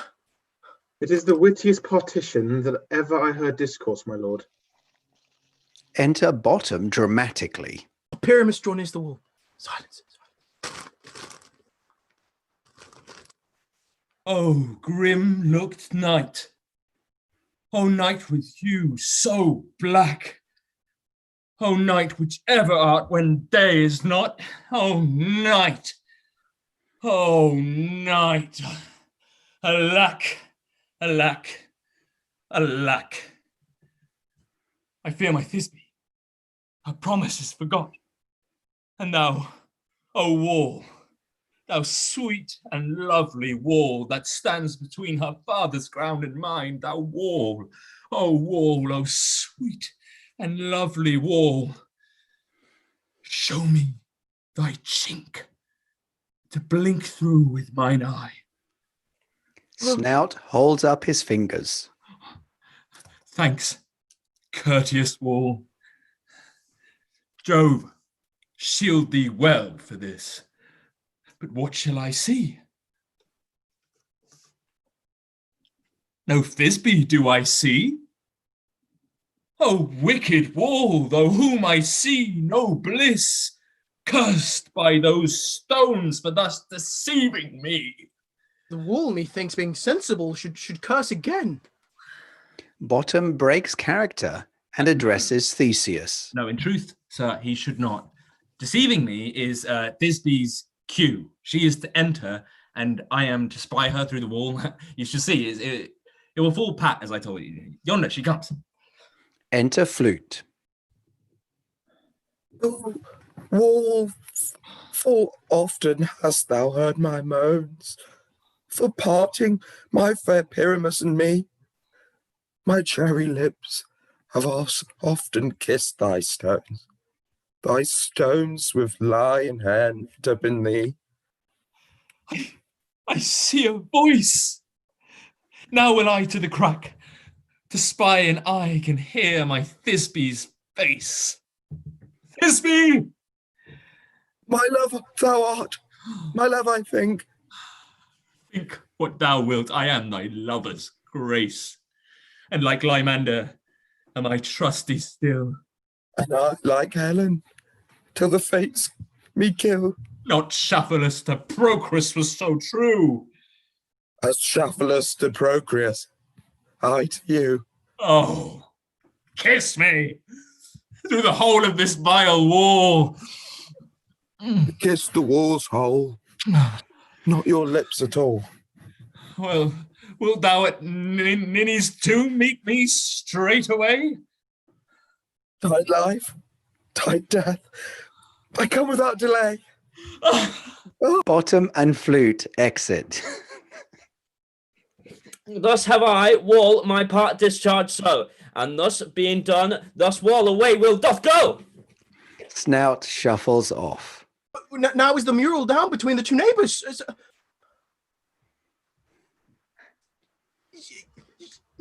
No remedy, my lord, when walls are so willful to hear without warning. This is the silliest stuff that ever I heard. Oh, the best in this kind are but shadows, and the worst are no worse, if imagination amend them. It must be your imagination, then, and not theirs. Well, if we imagine no worse of them than they of themselves, they may pass for excellent actors. Oh, here comes two noble beasts in, a woman and a lion. Enter Snug and Starveling. You ladies, you who gentle hearts do fear, the smallest monstrous mouse that creeps on floor, may now perchance both quake and tremble here, when lion rough in wildest rage doth roar. Then know that I, one Snug the joiner am, a lion fell, nor else no lion's dam. For if I should as lion come in strife into this place, 'twere pity on my life. A very gentle beast of a good conscience. The very best of a beast, my lord, that I ever saw. This lion is very fox in his valour. And a goose for his discretion. Not so, my lady, for his valour cannot carry his discretion, and the fox carries the goose. It is well. Leave it to his discretion, and let us listen to the moon. This lantern doth the horned moon present. She should have worn the horns on her head. She is no crescent, and her horns are invisible within the circumference. This lantern doth the horned moon present.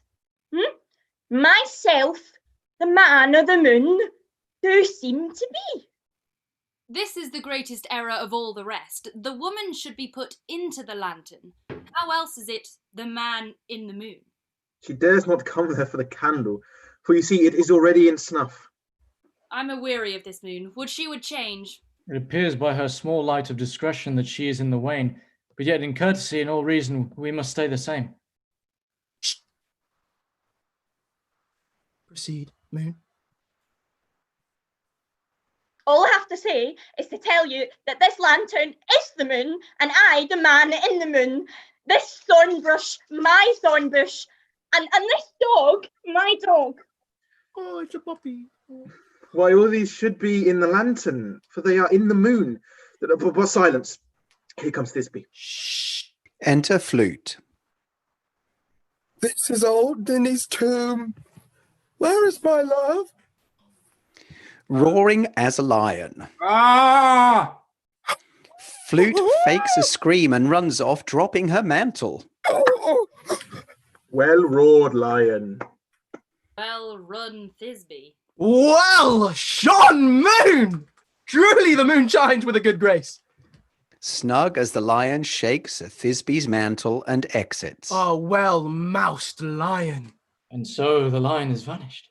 And then came Pyramus. Enter bottom.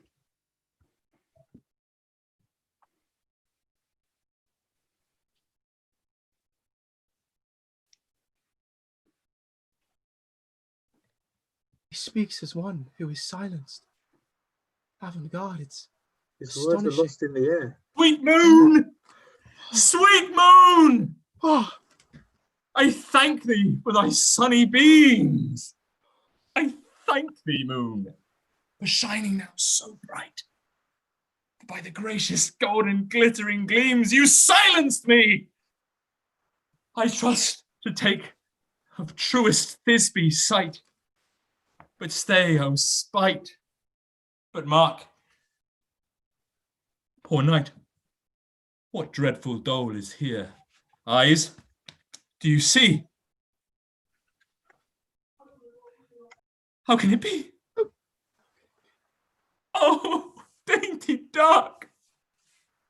Oh, dear, thy mantle, good, what stained with blood. Approach you. Furies, fell, O fates, come. Come, cut, thread, and thrum. Quail, crush, conclude, and quell. Oh, this passion and the death of a dear friend would go near to make a man look mad. Oh, wherefore, nature, didst thou lions frame? Since lion bile hath here to flow at my dear, which is no, which was the fairest dame that lived, that loved, that liked, that looked with cheer. Come, tears, come. Confound! God, out, sword, and wound the pap of Pyramus. Aye, that left pap, where heart doth hop. Bottom fake stabs himself. Oh! I.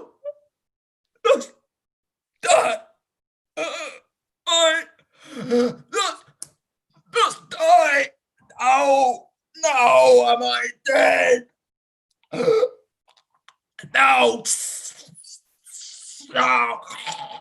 No, am I fled? My soul is in the sky. Tongue, lose thy light. Moon, take thy flight. Starveling exits, attempting to be dramatic. No! Die. Die. Die. Die. Die. Bottom falls down, dramatically dying. No die, but an ace for him, for he is but one. Oh, less than an ace, man, for he is dead, he is nothing. With the help of a surgeon, he might yet recover and prove an ass. How chance Moonshine is gone before Thisbe come back and finds her lover.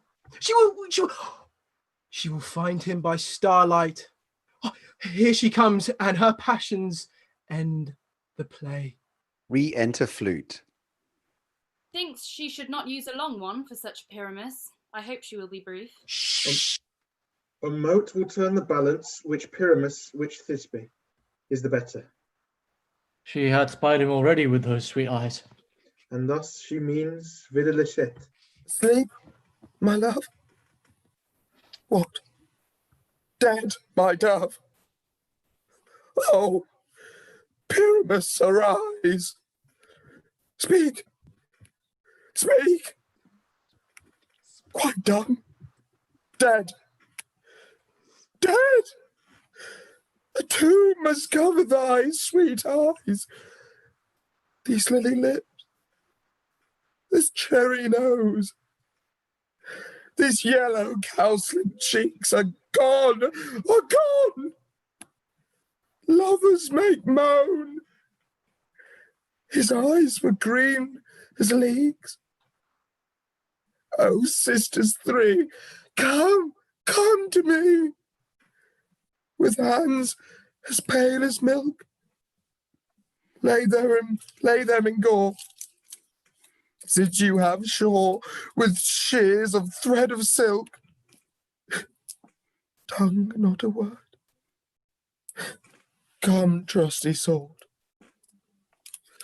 Come, blade, my breast impale. Flute fake stabs himself. And farewell, my friends. Thus, this be ends. Adieu, adieu, adieu.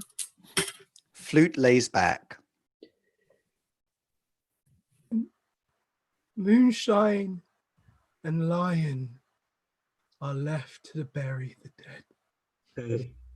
And wall too. Sure you. The wall is down. That parted the fathers. Will it please you to see the epilogue? No epilogue, I pray you. For your play needs no excuse. Never excuse, for when the players are all dead, there needs none to be blamed.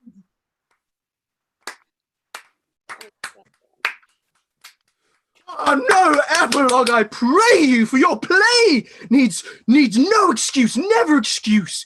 For when the players are all dead, there needs none to be blamed. No. Marry, if he that writ it had played Pyramus and hanged himself in Thisbe's garter, it would have been a fine tragedy. And so it is, and very notably discharged.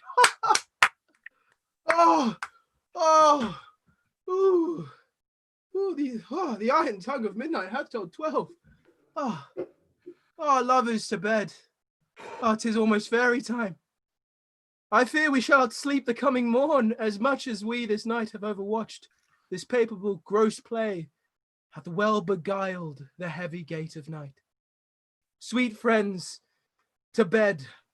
A fortnight hold we in the solemnity, in nightly revels and new jollity. Everyone exits joyfully after a night of great revels, ready for sleep and dreams. Enter Puck. Now the hungry lion roars, and the wolf behowls the moon, whilst the heavy ploughman snores, all with weary tasks foredone. Now the wasted brands do glow, whilst the screech owl, screeching loud, puts the wrench that lies in woe, in remembrance of the shroud. Now it is the time of the night, that the graves are gaping wide. Every one lets forth his sprite in the churchway paths to glide. And we fairies that do run by the triple Hecate's team, from the presence of the sun, following darkness like a dream. Now a frolic, not a mouse shall disturb this hollowed house. I am sent with broom before, to sweep the dust behind the door. Enter Oberon and Titania with their fairies. Now until the break of day, through this house each fairy stray. To the breast bride bed will we, which by us shall blessed be, and the issue there create ever shall be fortunate.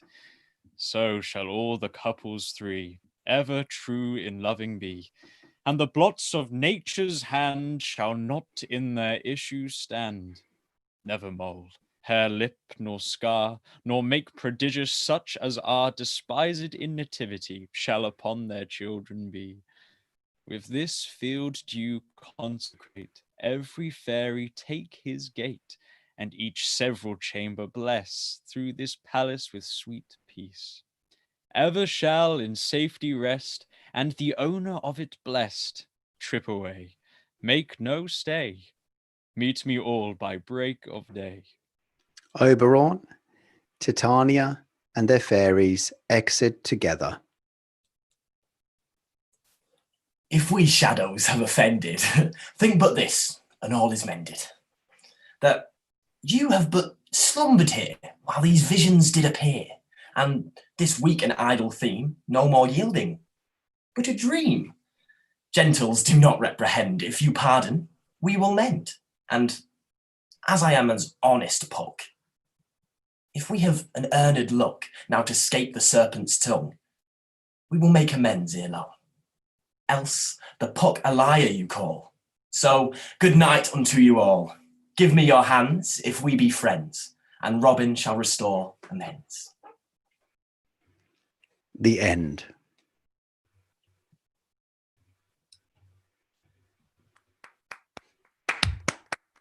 Woo! Well done, everyone. That was phenomenal. The play within a play. I think you could hear the stage directions. Enjoying the play within a play a lot. Thank you, everyone. Firstly, thank you to all of the cast again for really bringing it with the costumes, with the characters. It's always such a joy to watch, especially this time. The fairy costumes and the mechanicals, the wall, of course. Wonderful. Thank you so much, and thank you everyone who was watching at home. I hope we provided some good entertainment. Yes. So yeah. Thank you, Luke, for putting this thing together. Thank you, Luke. Thank you, Luke. Thank you. Well, thank you everyone. And so everyone, good night. Good night. It's 3. Good night. 10 past 3. Call it Christmas time. It's